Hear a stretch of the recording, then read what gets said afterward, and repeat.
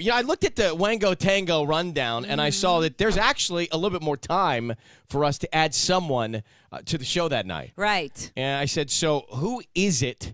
And when you really think about it, who is it that you'd want to see added to that list? And you know what that list is right now. That list of artists at Wango Tango, including everybody that we've got. Kanye's going, a lot of artists. And so who would actually, fit in there and be somebody that you'd like to see? In addition to Nick Jonas and Meghan Trainor, Calvin Harris, David Guetta's going to be there, Derulo, Neo, Sia, Echo Smith, Lunch Money Lewis, Natalie LaRose, Tori Kelly, and like I said, Kanye. And we got a lot of great suggestions. Well, and I think that there's a lot of, and has certainly been a lot of interest for this artist forever, but especially over the last couple of days and hours because he was, I said he. Oh, all right, so we know it's a he. Little by little we've been finding out. Because he was all over the news, because he was roasted, because it is Justin Bieber that has been chosen by you to be at Wango Tango. Hello, Justin. What's going on? How are you, buddy? I'm good. How are you? We're excited. This is big news. Are you excited? I'm really excited. I just took the stage in Miami. At Ultra. At Ultra. I performed with Ariana, so I've been on stage the past few days, and I got the itch again. I haven't been back on stage We'd for like to over scratch a year you. and a half. All right, Yeah. scratch my back and I'll scratch yours. We're going to put Neosporin on your rash. I was hoping it wasn't your back.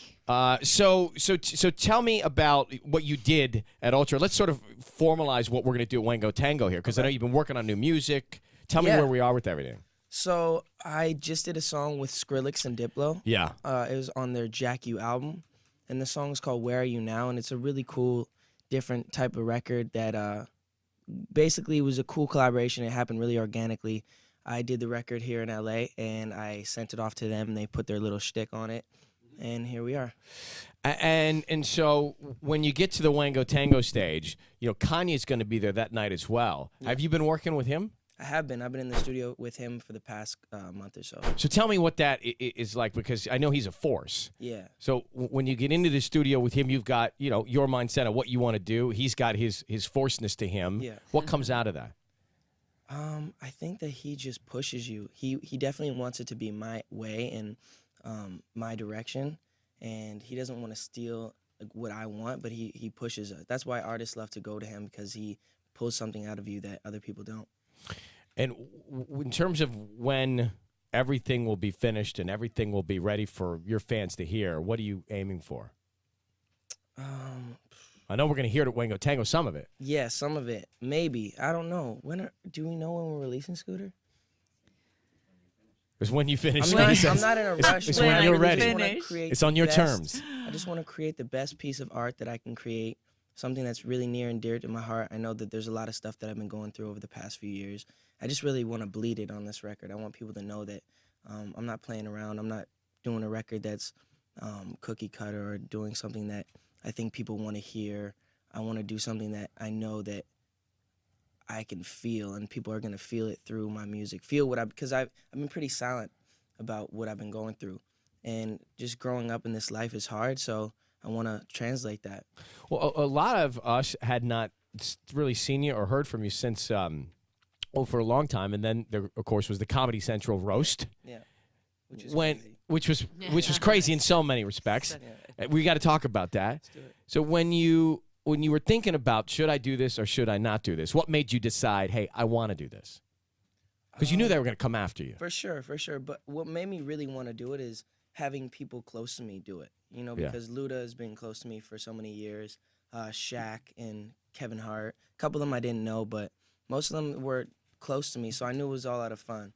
I feel like you and Martha Stewart obviously hung out quite a bit prior to this, and you guys are running the same circles. Here's a little clip from the roast. I know you're all wondering why I'm here tonight. It's because Martha Stewart changes people's lives for the better. Like Shaq, for instance. When Shaq bought his house, Shaq, are you listening? I was the first person he called. The house had 13 bedrooms, and I helped convert 8 of them into refrigerators. It was a variety of different people there. I know Kevin and you were tight, who hosted the thing. Yeah. And then you got on stage and you apologized. What was the message? I gave her a little roast too, though. Yeah. But I think that a lot of people were interested to hear what you had to say. Yeah. And what was the message that you wanted to send? What did you want people to understand from the apology? I wanted them to understand that, like I'm a real human being. I think people forget that, and I'm growing up. I'm figuring some stuff out. You gotta sometimes go through the downs to appreciate the ups, and I know people probably thought it was a big old publicity stunt, but I'm here to, like, we could do interviews and talk about me wanting to change or me wanting to do this, but I'm here to show people a new walk, and I want people to look at me and be proud of me, you know? So that was all I really wanted to get across. Bro, I remember we met. You were so young. You started when you were 12, right? Yeah. And we may have met when you were 13, 14 years old. Would you do anything, or would you have done anything differently if you could now, knowing about some of the stuff that you went through and knowing a little bit more and be a little bit more wiser? Like I said in the roast, there was no way of me preparing for this. I really couldn't prepare. I didn't know what I was getting myself into. So I saw some of, like, now looking back at some of the interviews and some of the things, I look at it and I'm like, I'm disappointed because I'm like, I didn't even see myself in that way. I didn't know I was being arrogant. I didn't know I was, because when you are being cocky, sometimes you are the only one that doesn't know that you look like a jerk. So, you know what I mean? So I wouldn't really change anything because I grew and now I'm looking at it and I can see it. Sometimes I have to learn the hard way. So I think, no, I don't think I would change much. What about, like, the circle of people you hang with, right? Because I know that that friends, peers, they can have influences on you. Did you decide to hang with new people, different people, the same people? What's your circle of closeness like? My circle of closeness definitely has changed. And for it's the better. Crazy. Yeah, for the better. A lot of people, like, they always would tell me, you are the people you surround yourself with, and I wouldn't really listen to them, but it's so true. You are the people that surround. You are who you surround yourself with. Yeah. And when people are bringing in garbage and negativity, you start picking up that energy. And now I'm surrounded by a lot of people who are pouring into my life. You know, refueling my engine. When I get empty, they're there to just be like, no, I'm gonna encourage you to be better and to push on. And I think that's what you have to be surrounded with, especially in this industry. And I got people who just call me and be like, "Are you all right? How you feeling?" Yeah. Just this morning, one of my friends called me, "Hey, how you feeling? You keeping your head up?" And you just need those people to encourage you. Sounds like a coach. Keeping your head up. Yeah. Let's get your game face on. Yeah. Let's do this. Everyone needs that. About this, and I don't want to embarrass you, but I know you can handle this. Mm-hmm. But there's this new girl that I met. Girl. Yeah, that I met. What are you talking about? Come on, man. What are you talking There's Your a new. face is there's turning bright a, red. there- all right, so there's a new girl that I met Okay. that is just in. I don't want to say you're in love with her, but right. she's definitely by your side, and she's here.